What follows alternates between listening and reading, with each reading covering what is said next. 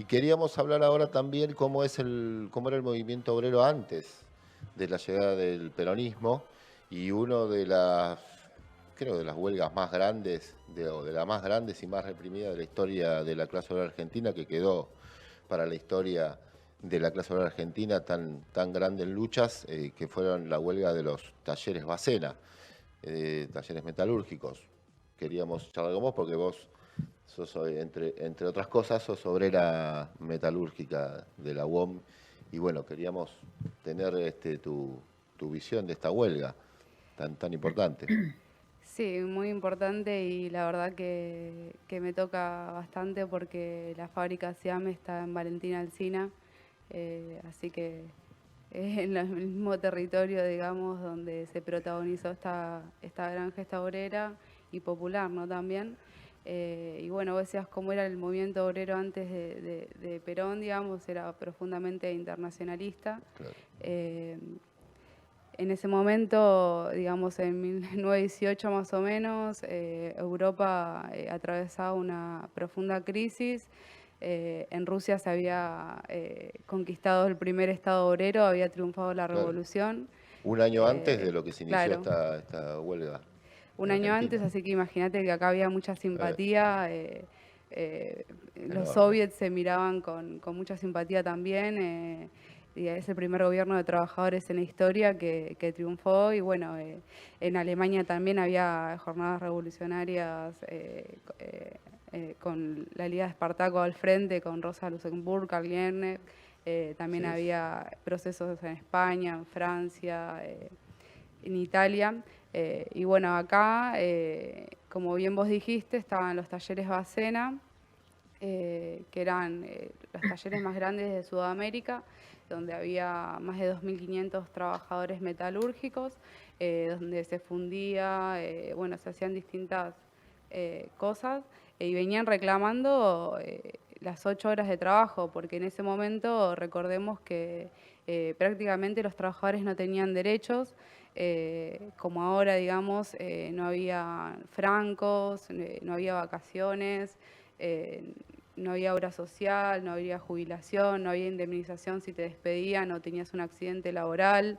Entonces, y trabajaba más de 8 horas también. trabajaban, sí, 11 horas, el trabajo era destajo también, que era una de las cosas que pedían que se paren.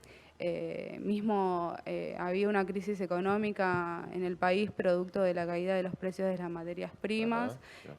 que llevaba a que las patronales intenten abaratar costos. Por ejemplo, Bacena lo que había hecho era despedir y de paso para descabezar la organización, despedir a varios huelguistas Claro. y contratar mano de obra inmigrante, mujeres y niños para reducir los costos, ¿no?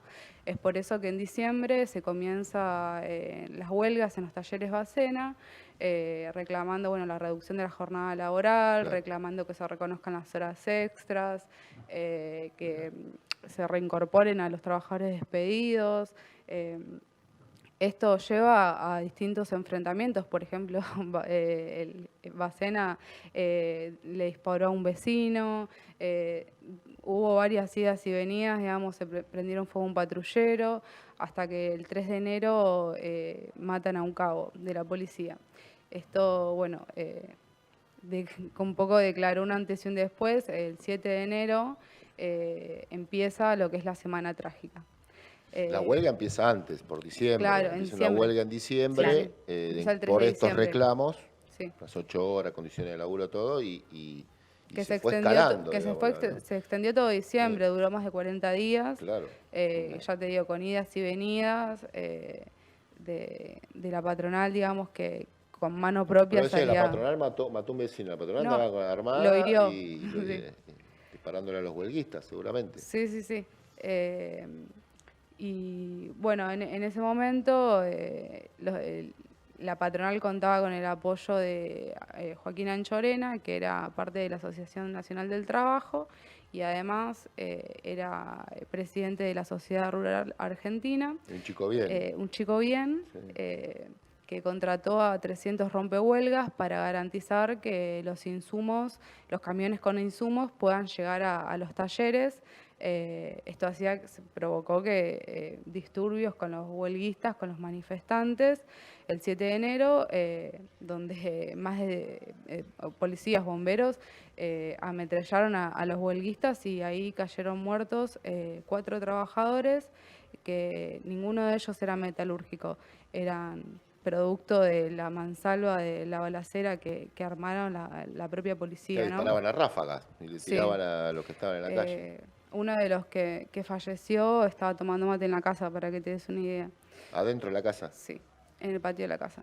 Esto generó un repudio enorme, se generó una solidaridad enorme con la huelga, y a pesar de que estos trabajadores que murieron no eran metalúrgicos, se decidió igual velarlos en el sindicato metalúrgico y convocar a la huelga general para el día 9 de enero. El día 9 de enero se realiza una movilización masiva para ir a enterrar a los trabajadores muertos, que cuenta con un apoyo, ya lo dijo Bayer, más de 70.000 trabajadores encolumnados, con una cabeza de más de 100 obreros armados, porque sabían que la represión estaba a la orden del día. Recordemos que en ese momento no había justicia, digamos, o sea, no había juicios a los que reprimían, no había ningún asesino de la Semana Trágica, ni desde la Patagonia Rebelde después fue condenado, ni enjuiciado, ni por ningún gobierno, digamos, ¿no? Quiero remarcar esto, que estábamos en el contexto del gobierno de Irigoyen, que era el primer gobierno que asumió por voto popular, que se decía nacional y popular, pero sin embargo protagonizó las 2 represiones y masacres de la clase obrera argentina más grandes de nuestra historia.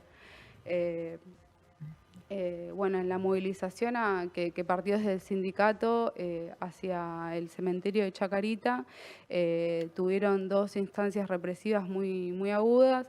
La primera fue cuando pasaron por una iglesia, donde ahí estaban atrincherados más de 10.000 policías y bomberos que abrieron fuego contra los manifestantes. Y luego en el cementerio, mientras estaban leyendo el dirigente de la FORA, recordemos que la Unión de Trabajadores Metalúrgicos de la época estaba dirigida por un anarquista, que era parte de la FORA Quinto Congreso. Que era la central sindical dirigida por los anarquistas de esa época. Sí, como la mayoría de los sindicatos eran dirigidos por anarquistas, socialistas y comunistas, claramente todos trabajadores clasistas, ¿no? En el cementerio se produjo, mientras estaban leyendo los discursos con los familiares llenos de niños, velando a los trabajadores caídos, cuentan que de entre medio de las tumbas, de los paredones, de los árboles, salieron un montón de policías armados y empezaron a ametrallar a mansalva a todos los que estaban en el cortejo fúnebre, digamos. Y ese día no se puede calcular la cantidad de muertos que hubo, porque mujeres, niños, inmigrantes fueron enterrados en fosas comunes, fosas clandestinas, de las que no hay ningún tipo de registro, como todo en esa época. De hecho, acá jugaban un rol importante los medios de comunicación, que en ese tiempo eran los diarios, diarios como La Época, radicales, que decían que la huelga se iba a terminar directa o indirectamente. Bueno, esto a contraposición a la bronca que generaban todas las familias de inmigrantes, trabajadores que estaban en todos los barrios. De hecho, Avellaneda estaba sitiada, o sea, en los barrios... Estaba gestionada, dicen historiadores, por el movimiento obrero. Claro, de hecho cuentan que... cuentan que en los barrios había un clima festivo de alegría con la huelga, y se formaban barricadas. Por ejemplo, la huelga contaba con la solidaridad después de esto, después de la represión del 9, se extendió a Córdoba, a Entre Ríos, a Bahía Blanca, a Rosario. Por ejemplo, Otra característica del movimiento sí. obrero de la época, que por solidaridad se hacían huelgas en todo el país, se extendían las huelgas por solidaridad con la construcción, creo que pasó lo mismo después, antes del peronismo, ¿no? Sí, lo que pasa que, bueno, en un momento donde no te ampara nadie, solamente Claro. el trabajador era Sí, sí, sí, necesario, era había una mucha conciencia cuestión, de clase en ese sentido. sí, una cuestión también de poder defenderse, ¿no? Porque Era brutal la represión, era sí. brutal la En el propio represión y no cementerio lo había, reprimieron, y nadie pagaba las culpa ni consecuencias. cargo Sí, ni sí, de sí. nada. Eh, Y Mismo los trabajadores, los canillitas, en ese momento dejaron de repartir los diarios burgueses, de la prensa burguesa, de La Nación, de la época además, y solamente repartían La Vanguardia, Qué bueno. que era de socialista, y La Protesta, que era anarquista, que tenía una tirada que llegaba a casi 40.000 trabajadores. Me estaban Eh, cortando la libertad de expresión a la burguesía, pero ¿cómo puede ser? Los eh, canillitas. Así que la huelga de Bacena empezaba a contar con una profunda solidaridad y sentimiento de pertenencia popular, digamos, ¿no? Claro. Imagínate, para esto la burguesía argentina y las Fuerzas Armadas, inclusive el gobierno de Irigoyen, estaban, pero Un poco loquitos. más que horrorizados. locos, estaban re cagados, porque imagínate que Qué decían, se vienen claro, los bolcheviques, se viene la claro, revolución bolchevique argentina, tenían terror a la palabra soviet, claro, entonces claro. intentaban por todos los medios coartar cualquier intento de que eso se pueda extender Claro. acá. Más que un fantasma era una realidad que la tenían cerquita. Era una realidad que estaba en otro Estaba ahí continente, en los era una realidad que también se enfrentaban hace un año del Estado obrero ruso, Claro. que mostraba millones de trabajadores en todo el mundo, que los trabajadores podemos tomar nuestro destino El en poder. nuestras manos, ¿no? Claro. Que podemos organizar una sociedad sin desigualdad ni explotación. Eso, imagínate que acá hacía temblar a cualquier burgués. Imagínate. A los Anchorena. A los Anchorena, a todos. En ese momento, bueno, claramente las Fuerzas Armadas, etcétera, no opinaban que el gobierno de Irigoyen iba a poder por sí solo terminar con esta huelga. Entonces, desde los más altos mandos de las Fuerzas Armadas, de la Marina, de los niños bien, digamos, de las familias radicales, Y conservadoras, y seguro. conservadoras, Recoleta, todo eso. crearon en el Centro Naval, a cargo de Domenech García, la Liga Patriótica Argentina, que es una banda armada paraestatal que estaba dispuesta, tenía la tarea más bien de terminar con esta huelga, ¿no? Y terminar con este proceso que estaba empezando a cuestionar profundamente el sistema. En ese momento entra a escena el comandante de las fuerzas de Campo de Mayo, de Lepiane, que se hace cargo, amigo de Irigoyen, se hace cargo de la situación y lo primero que hace es llevar ametralladoras enfrente de los talleres de Bacena. Y lanza un mensaje que dice que si esta huelga no se terminaba en 48 horas, la represión iba a ser tal que durante los próximos 50 años nadie quisiera reclamar más nada. Ah, mira. Ametralladora lleva a la puerta de la fábrica. Sí. ¿Y sabés quién era el encargado de las municiones de esa noche, de ese día, de esa noche? Con solamente 22 años, el teniente Juan Domingo Perón. Cuando muchos dicen, sí, muchos historiadores De quizás chiquito ya le gustaba reprimir obreros. Y mira, la verdad es que... Bueno, ¿qué círculo, no? ¿Cómo termina el 1 de mayo peronista del 74? ¿Cómo empieza y cómo termina? Y la verdad que vio con sus propios ojos cómo las fuerzas represivas, cómo la burguesía se ensañaba con los trabajadores y gestaba la mayor masacre obrera hasta la época. Y eso no lo espantó, digamos. Al contrario, te quiero leer una cita. Estamos bien del tiempo, ¿no? Está perfecto. De un escritor que cuenta en su libro, en una novela de Perón, Eloy Martínez cuenta declaraciones de Perón, que más bien es como un relevo de pruebas, que dice que en enero del 19 tuvo mucho trabajo, porque allí estaban acuartelados entre 8 y 10 regimientos y que se generaban combates callejeros donde murieron más de 600 personas, según sus números. Y en una parte cuenta que su capitán, Bartolomé Descalzo, dice: uno de los mejores jefes que ha tenido nuestro ejército me dijo al despedirse: estamos entrando en la oscuridad, teniente Perón. A las puertas de nuestra casa golpea la más atroz tormenta y el presidente Irigoyen no quiere o no sabe oírla. En Europa, la guerra ha terminado con la derrota del mejor ejército del mundo. Los anarquistas vuelven ahora sus ojos hacia nosotros. Estas palabras del jefe militar me emocionaron y le pedí un favor personal. Cuando llegue la hora de hacerle frente a este enemigo, llámeme. Quiero pelear a su lado, mi capitán. Mi antiguo profesor, Manuel Carles, apoyado por el almirante Domenech García, fundó la Liga Patriótica Argentina, en la que se inscribieron muchos jóvenes católicos y nacionalistas. Disponían de una tropa de choque cuya misión principal era exponer en vereda a los agitadores extranjeros. A veces usaban métodos violentos, pero eran bien intencionados. Estas son declaraciones de Perón en Puerta de Hierro después, más adelante. Claro. Bueno, el diario La Nación también llamaba, digamos, reproducía los llamados a los civiles. Tengo acá también una cita del diario La Nación que dice que en defensa del orden y en cooperación con la acción policial se extendió el llamado a civiles a unirse en los locales radicales o en las comisarías donde se les proveería de armas. Eso es llamado para que se junten con la Liga Patriótica.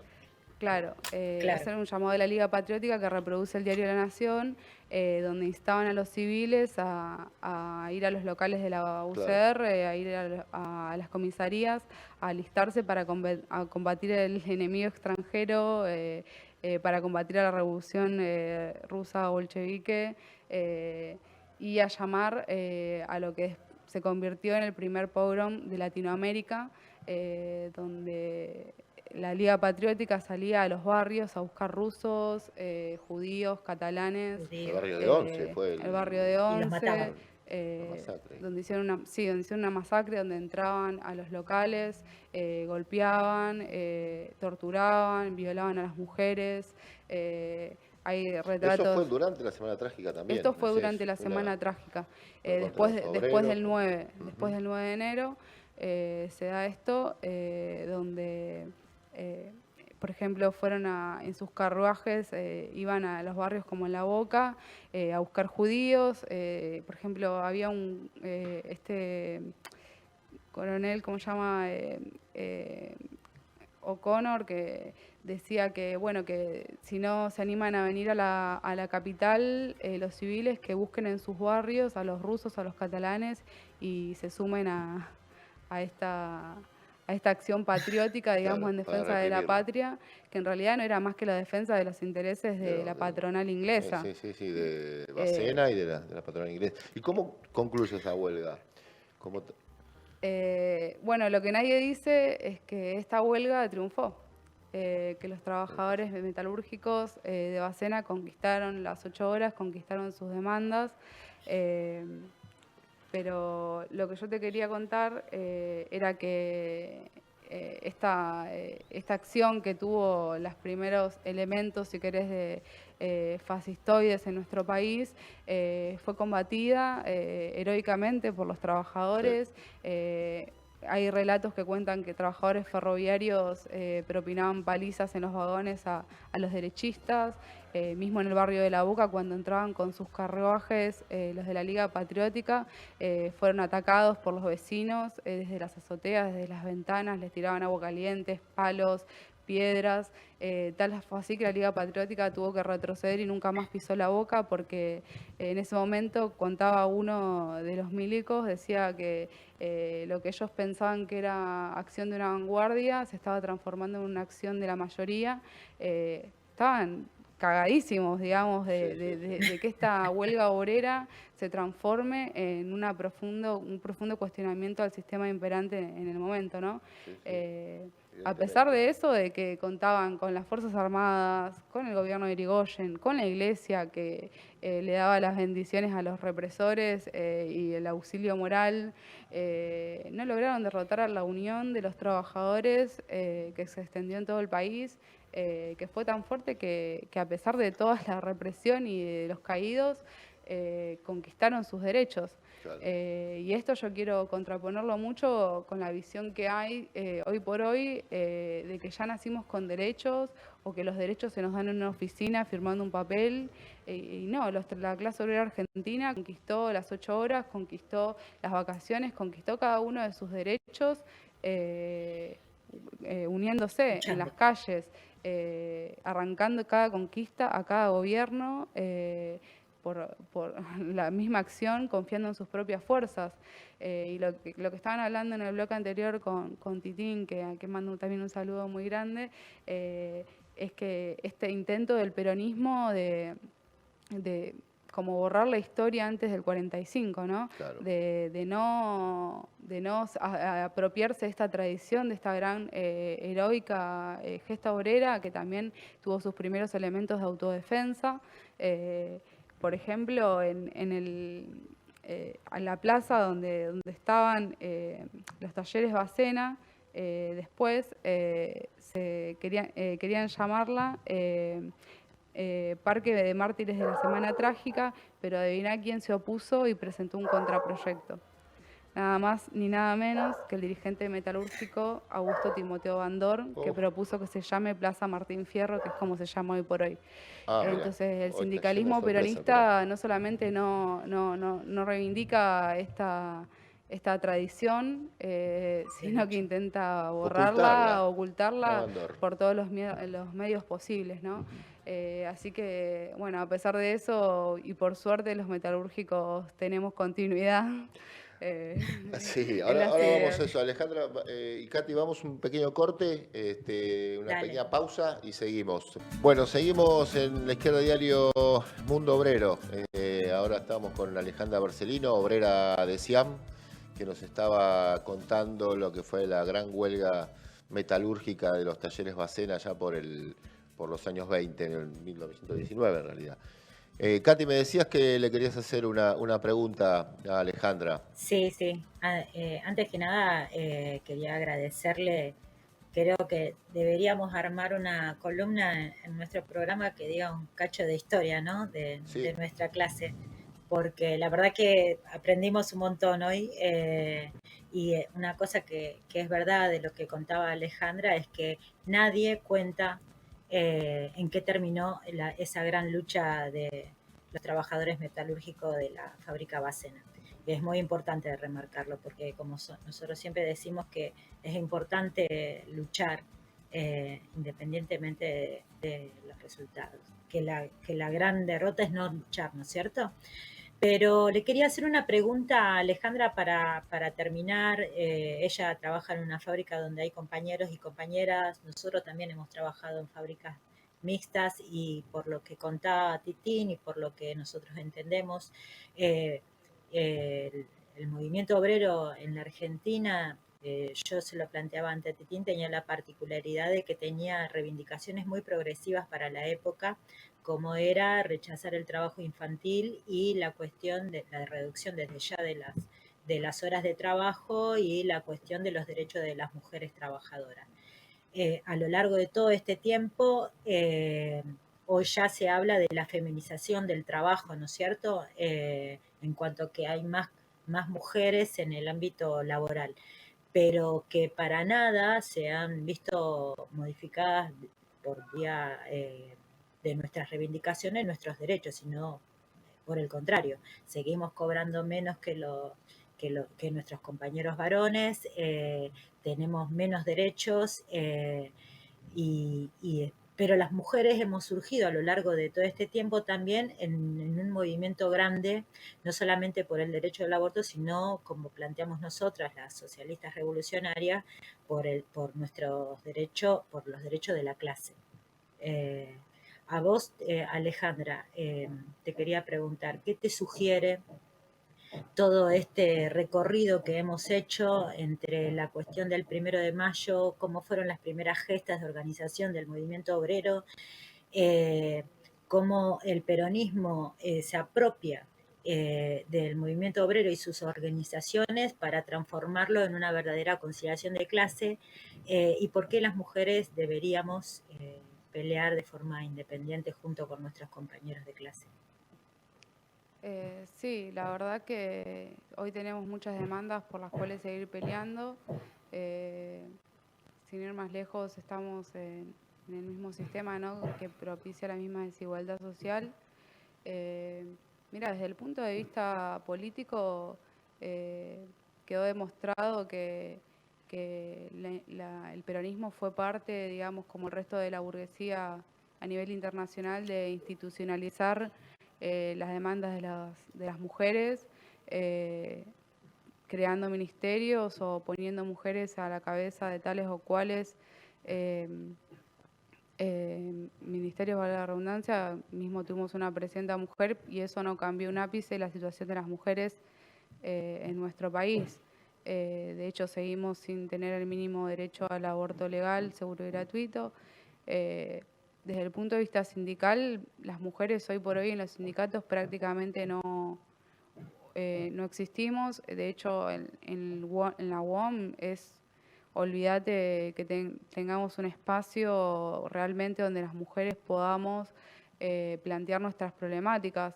Eh, Te doy el ejemplo que más conozco, que es la seccional de Avellaneda, donde no hay una sola mujer en toda la directiva de la seccional, donde delegadas mujeres de toda una seccional de más de 10.000 afiliados deben contarse con los dedos de una mano. Eh, Nosotros en la fábrica SIAM, una de las cosas que, que más padecemos es esta discriminación, ¿no? Porque en SIAM no hay mujeres que manejen máquinas, no hay mujeres que están en puestos especializados.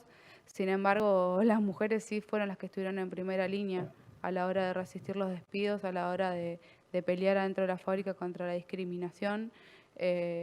Entonces, desde lo que es el peronismo, no veo que aporten a la emancipación, a la organización de las mujeres.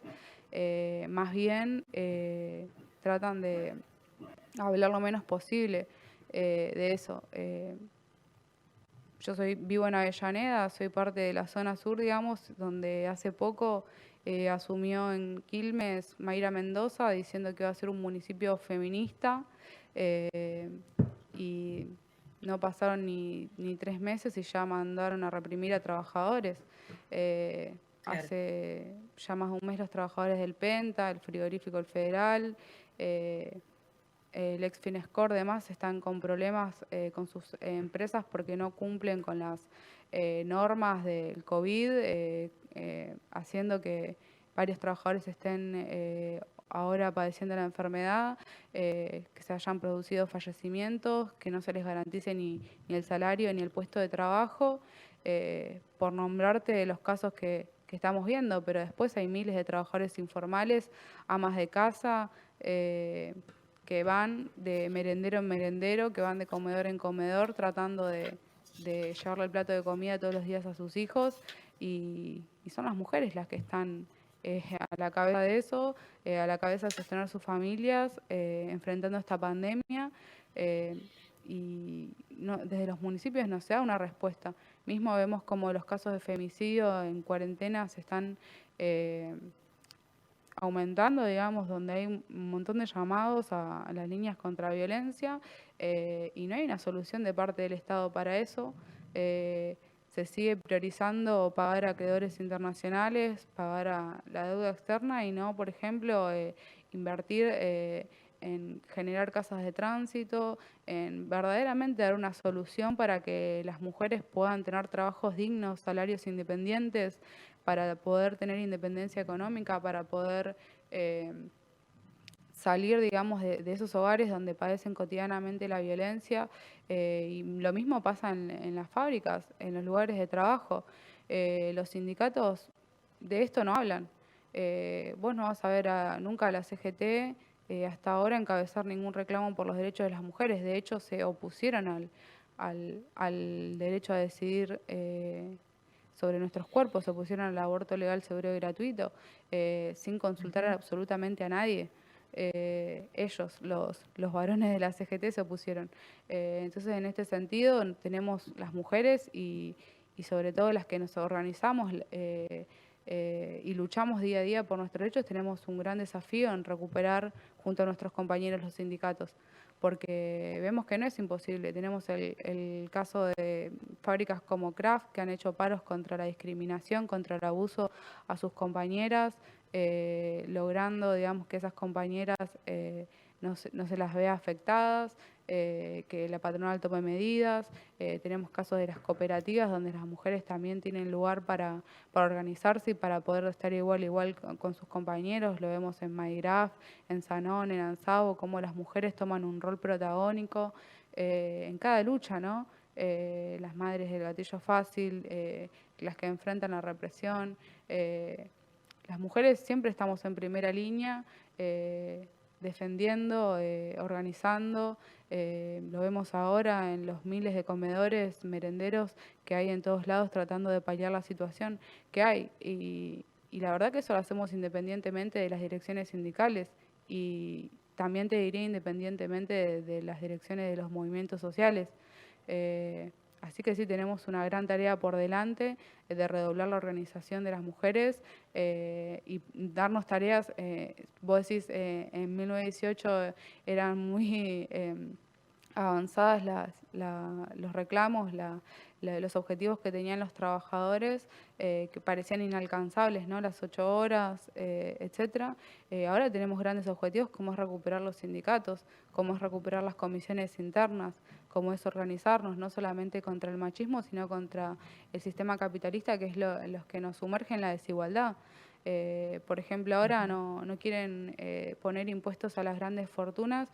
En el caso de mi patronal, de Rubén Jarnachowski, si se le aplicara el 3% digamos, de retención a sus fortunas, estaría aportando al Estado 24 millones de pesos para paliar esta crisis.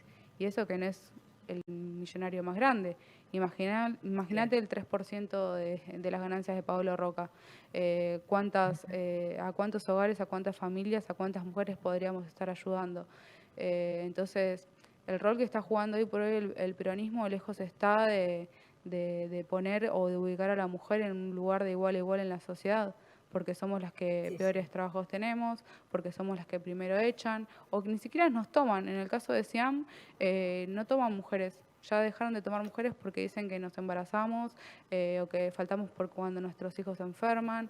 Entonces, esa situación no cambia y hace desde los 40 para acá que la mayoría de los sindicatos los dirige el peronismo. Entonces, no es una cuestión de falta de tiempo o de falta no sé, de esmero, sino que es una decisión política. Sí, invertir las prioridades. Bueno, Alejandra, un gusto de que hayas estado con nosotros. Bárbaro, sí, te saludamos, Ale, muchas gracias por haber venido. Muchas gracias a ustedes por invitarme, espero que me vuelvan a invitar. Sí, No, y seguro. quiero decir algo porque en estos días sufrimos la gran entrega de Caló, que ahora nos pueden recortar el 30% de nuestros salarios y de esto no están exceptuadas ni las embarazadas ni los grupos de riesgo, así que seguimos viendo cómo estos sirvientes de los patrones de los burgueses entregan nuestros sueldos a costa de que ellos siguen viviendo como millonarios, ¿no? Así que con mucha bronca mando un saludo a todos mis compañeros metalúrgicos que estamos, la verdad, costeando esta crisis, esta pandemia con mucho esfuerzo, que nos llegan denuncias cotidianas a la izquierda a diario, que las sigan mandando, pero sobre todo que no pierdan, digamos, la fuerza, que nos vamos a organizar, mantener unidos y bueno, si toca salir a las calles como salimos la semana pasada, lo vamos a hacer. Así que muchas gracias. Bien, Alejandra. Gracias. Gracias Bueno, vamos a una pausa y seguimos con el último bloque.